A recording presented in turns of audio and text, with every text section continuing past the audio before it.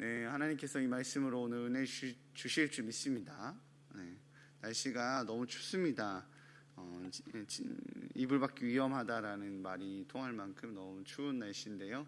이런 추위 때에 건강 잘 챙겨주시기 바랍니다. 오늘 지금 제가 앞부분에 말씀드린 이 이야기는 실제 이야기는 아니고요. 실제 일어났던 사건은 아니고 제가 어느 예화집에서 본 내용입니다. 그러니 오해는 마시기 바랍니다. 어느 신학교 기숙사에서 생활하는 신학생 3명이 영화관에서 영화를 늦게까지 보다가 기숙사의 담을 넘어서 늦게서나 기숙사에 돌아왔다라고 합니다. 그런데 하필 그날 학장이 이제 기숙사에 와서 감사를 하던 날이었던 거예요. 그래서 학장에게 딱 붙잡혔다라고 해요.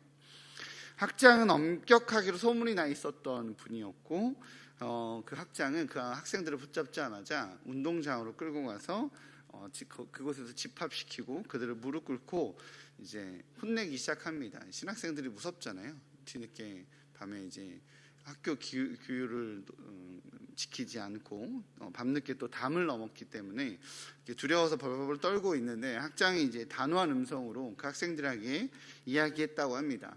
너희는 내가 누군지 아냐? 이렇게 딱 물어봤대요. 그랬더니 신학생들이 네, 우리 신학교 학장님이십니다 라고 대답을 한 거예요. 그러자 학장님은 다시 꾸짖기 시작합니다. 너희들은 무단이탈, 월담, 늦은 귀가 이 3가지 잘못을 했어. 이에 대한 내가 이에 상응하는 무거운 징벌을 내릴 거야. 이렇게 딱 학장님이 엄포를 놓으면서 겁을 준 겁니다.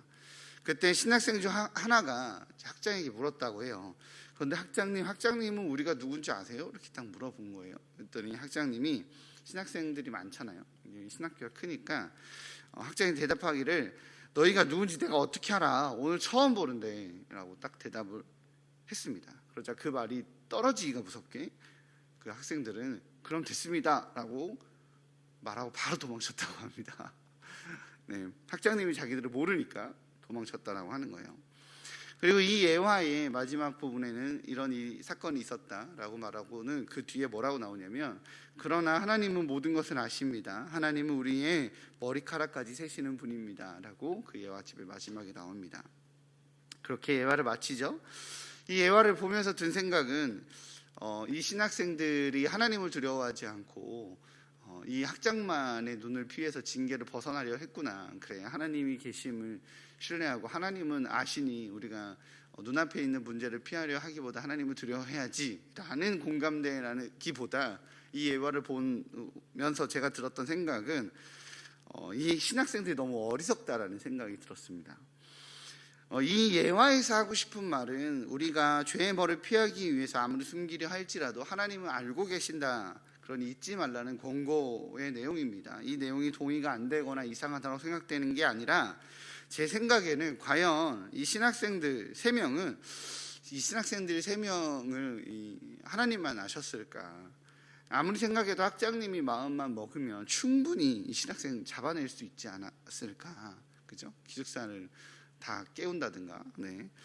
그리고 충분히 이 도망간 신학생들 가중처벌 받게 해서 더 큰 벌을 받게 할 수 있지 않았을까? 그렇기에 이 도망간 신학생들이 너무 미련하게 보이는 겁니다. 학장이 자신의 이름을 모른다고 해서 도망간다라고 말하는 선택이 어리석은 선택으로 보인다는 거죠. 오늘 성경은 이와 같이 어리석은 자에 대한 이야기를 합니다. 이를 오늘 본문은 크게 이제 2가지로 분류가 되는데요. 1절부터 4절까지는 어리석은 자에 대한 이야기고, 5절부터 7절까지는 어리석은 자와 대비되는 하나님의 의인에 관한 소개입니다.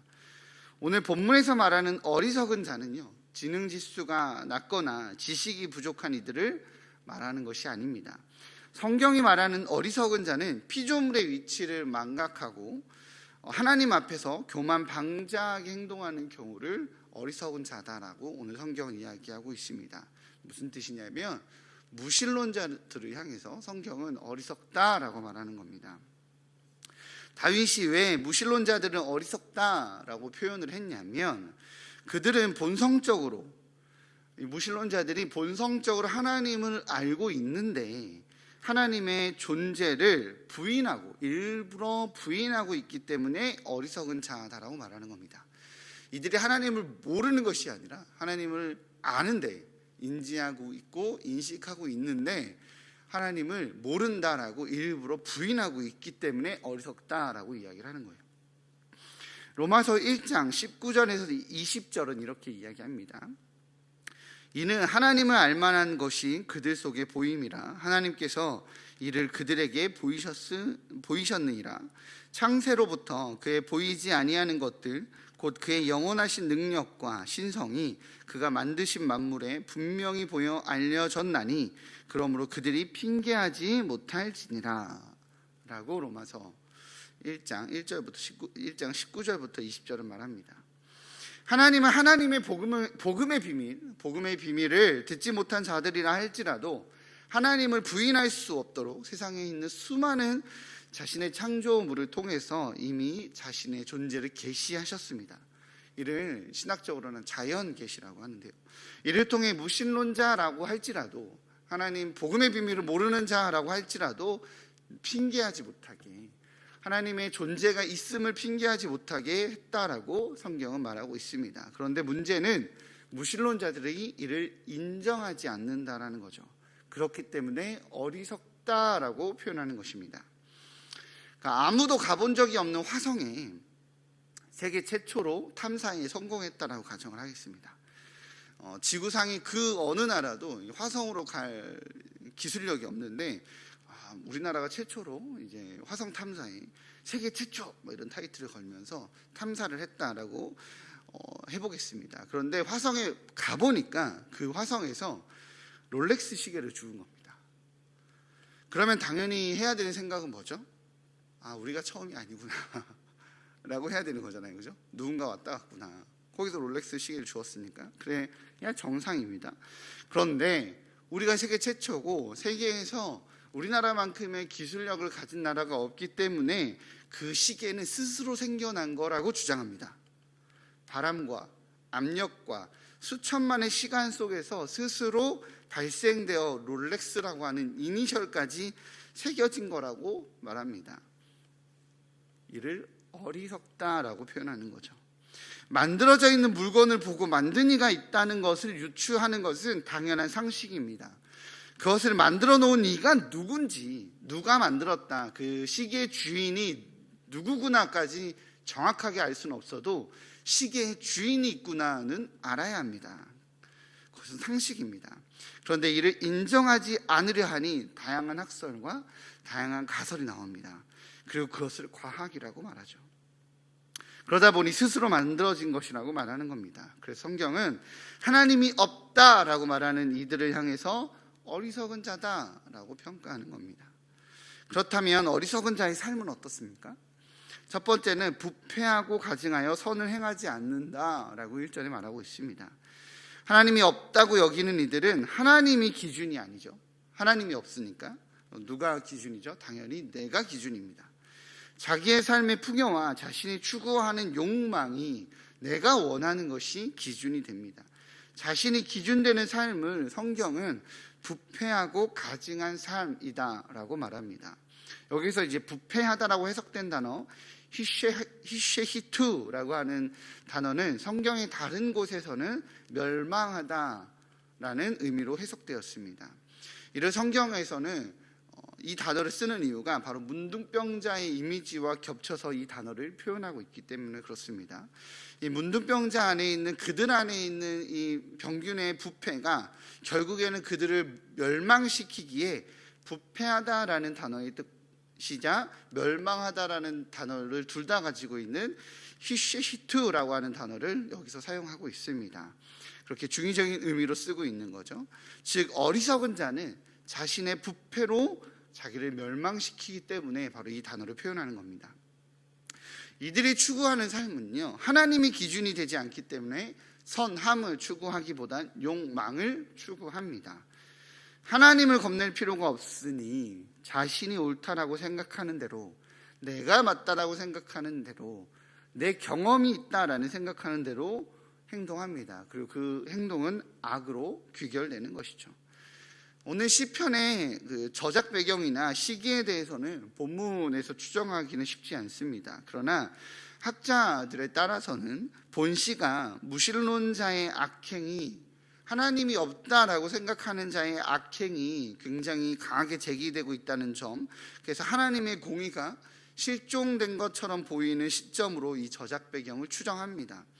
또한 표제에 기록되어 있는 다윗의 시라고 하는 이 표현이 원문에서는 표제가 아니라 1절에 사실은 포함되어 있기 때문에 다윗이 썼다라고 하는 가정 아래에서 이 시의 저작 배경을 동생에 대한 복수와 불의한 권력욕에 사로잡혀 개인적으로는 자신의 아버지이며 공식적으로는 하나님께서 택하신 신전 왕국의 왕인 다윗을 몰아내려고 시도한 압살롬의 반역 사건을 배경으로 하고 있지 않는가라고 추정하곤 합니다. 압살롬의 입장에서는 자기 기준에는 개인적으로는 동생에 대한 복수였을 수 있어요. 억울한 자기 인생에 대한 보상이라고 생각될지 모른다 할지라도 하나님의 존재를 부정하고 행한 그의 행동의 결과는 악으로 귀결되었던 거죠. 그래서 그의 인생은 결국 멸망당하고 맙니다. 이와 같이 하나님이 없다고 말하는 어리석은 자는 자신의 부패로 인한 선이 아닌 욕망을 선택하고 그로 말미암아 멸망당하게 됩니다. 두 번째로 어리석은 자의 삶은 하나님의 백성을 이용하는 삶입니다. 4절입니다. 같이 읽어보도록 하겠습니다. 시작. 죄악을 행하는 자는 다 무지하냐. 그들이 떡 먹듯이 내 백성을 먹으면서 여호와를 부르지 아니하도다. 아멘. 오늘 본문 2절에 보면요, 인생이라는 표현이 나옵니다. 이 인생이라는 단어는 원문으로 베네 아담입니다. 직역하자면 사람의 아들들이라는 표현이죠. 오늘 본문에서 말하는 바로 어리석은 자를 뜻하는 겁니다. 베네 아담, 사람의 아들, 인생, 그 인생들은 어리석은 자다. 그리고 성경은 이 사람의 아들들과 대비되는 4절에 내 백성을 구분해서 표현합니다. 이 사람의 아들들이 행하는 죄가 있는데, 그 인생이 행하는 죄가 있는데 그것은 내 백성이라고 표현된 하나님의 백성들을 이용하면서 여호와를 부르지 않는다는 거예요. 하나님의 백성들을 이용하는 게 잘못이 아니라 하나님의 백성들을 이용하면서 여호와를 부르지 않는 것이 바로 그들의 죄라고 말하고 있습니다. 이 뜻은 악인들이 하나님의 백성들이 행하는 성실함과 선함에 기생하고 의존적인 삶을 살아서 그로 인한 덕을 보지만 정작 하나님의 백성들에게 선을 선택하라고 말씀하셔서 그 은혜의 근본이신 하나님은 찾지 않는 뻔뻔함을 표현합니다. 사람이 생존을 위해 떡을 먹는 것처럼 악인들은 그들이 생존하기 위해서 하나님의 백성들을 먹고 있는 장면입니다. 그렇지만 하나님을 찾지 않는 거죠. 어쩌면 그리스도인들은 그렇게 하나님의 뜻대로 퍼주는 삶이 되어야 되는 건 아닌가 싶습니다. 퍼주는 삶이 잘못된 것이 아니라 퍼주는 삶은 맞는데 퍼주는 것을 받지만 하나님을 찾지 않는 모습을 성경은 인생, 사람의 아들들, 어리석은 자 다 동일어로 표현하고 있는 겁니다. 근본 저희 교회는 코로나로 인해 힘겨워하는 이웃들에게 재정을 흘려보냈습니다. 참 재정을 흘러보내면서 참 많이 기쁜 마음들이 들었습니다. 감사한 마음도 들었고요. 같은 공동체에 있는 분들에게는 바르실레라는 이름으로 재정을 흘러보냈고 이웃들에게는 구제헌금이라는 이름으로 흘러보냈고요. 또 세계 각지에는 선교헌금이라는 이름으로 흘러보냈습니다. 그 과정에서 재정을 흘러보내면서 너무너무 감격하고 감사하며 하나님을 찬양하고 하나님의 돌보심에 기쁨의 눈물을 흘리시는 귀한 성도님들이나 이웃들이나 선교사님들을 보면서 참 재정이 정말 의미 있게 쓰여지는구나 라는 기쁜 마음이 많이 들었습니다. 감사한 마음이 들었어요. 다시 한번 열심으로 동참해 주신 성도님과 귀한 결정을 해준 우리 교회에 감사의 마음을 전합니다. 흘러보내는 재정으로 하나님께 영광 올려드리고 하나님께 감사를 돌려드리는 이들이 있다라면 아닌 경우도 있어요. 단적인 예로 저희가 이웃 주민들에게 주차장을 자유롭게 사용할 수 있도록 지금 하죠. 원래 평일에는. 그런데 대부분 감사한 마음으로 사용을 합니다. 그리고 교회 일정이 있으면 이제 또 연락을 드리면 잘 빼주세요. 그런데 가끔은 어떤 분들은 요즘 같은 때에 교회가 모임이 있는 거냐고 신고하겠다고 이런 반협박과 같은 비슷한 그런 뻔뻔함으로 왜 주차장을 교회가 지금 사용해야 되냐라고 이렇게 따지듯이 되묻는 경우들도 있습니다.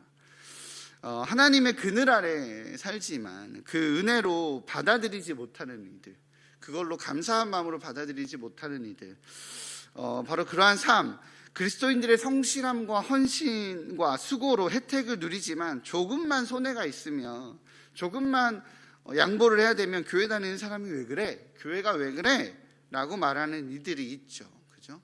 코로나 시국에 교회 다니는 게 뭔 죄인지 그렇게 퍼주고 그렇게 섬기고 그렇게 헌신해도 우리 성도님들 꼭 죄인처럼 사람들을 만날 때 마음이 작아지는 그런 상황들이 있는 것 같습니다. 그러나 그럼에도 불구하고 하나님의 백성들은 세상이 미련하다라고 말하는 바보 같은 삶을 살아야 합니다. 그 이유는 5절은 이렇게 이야기합니다. 왜냐하면 하나님이 의인의 세대에 계시기 때문에 그렇습니다. 아멘. 또 6절은 이렇게 얘기합니다. 오직 여호와는 그의 피난처가 되시기 때문에 그렇습니다. 하나님을 알지 못하는, 살아남기 위해 몸부림치나 어리석은 자로 살아갈 수밖에 없고, 하나님을 아는 하나님의 백성들을 하나님의 의를 드러내고 베풀고 나누고 섬기는, 어떻게 보면 세상이 보기에는 바보 같은 삶을 살지만 여호와 하나님이 피난처가 되시기에 승리하는 삶을 살아내게 됩니다.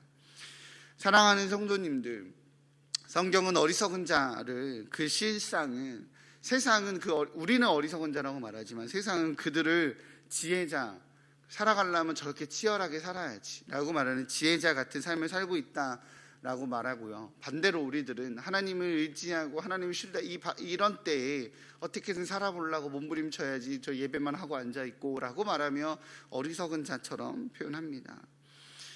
우리는 지혜자 같으나 어리석은 자로 살고 있습니까? 아니면 어리석은 자 같으나 지혜자로 살고 있습니까? 하나님을 나의 기업으로 두고 하나님만 바라보고 살고 계십니까? 어쩌면 지금 최근에 이런 순간들이 내가 어리석은 자인지 지혜자인지를 구분할 수 있는 기회가 아닌가 싶습니다. 온라인으로 예배하며 하나님의 살아계심과 존재하심을 인정하고 주님 앞에서 예배하고 계십니까? 아니면 하나님과 상관없이 예배를 때우거나 혹은 예배를 소홀히 여기고 계시나요? 우리는 하나님을 인정하는 자라고 말하나 실제로는 또 그렇게 살고 있는지, 아니면 어리석은 자와 동일하게 살고 있는지. 성경은 이야기합니다. 하나님이 없다라고 말하는 자는 어리석은 자라고, 아무도 보지 않으니 나는 이렇게 예배하겠다라고 소홀히 예배하며 예배를 때우고 계십니까? 성경은 어리석은 자는 결국엔 패망하고 하나님의 백성들은 하나님의 돌보심 안에서 결국엔 승리한다라고 말합니다. 우리 일산충신의 성도님들, 성경이 말하는 어리석은 자의 삶이 아니라 성경이 말하는 지혜자, 하나님을 의지하고 하나님을 왕으로 삼고 하나님의 그늘 아래 살아가시는 귀한 성도님들 되시기를 주님의 이름으로 축복합니다. 외로울 수 있고요, 세상이 보기에는 미련한 자 같을 수 있으나 성경이 말하는 진짜 어리석은 자는 하나님이 없다라고 말하는 자고, 우리는 하나님이 있다라고 말하는 하나님을 인정하는 자이기에 세상이 봤을 때는 미련한 자 같으나 하나님 보시기에 지혜로운 자이니 우리 주님만 바라보고 우리 있는 곳에서 하나님께서 허락하신 예배를 붙들고 주님 신뢰하며 살아가시는 우리 귀한 일산충신의 성도님들 되시기를 주님의 이름으로 다시 한번 축복합니다. 우리 함께 기도하며 나가시겠습니다.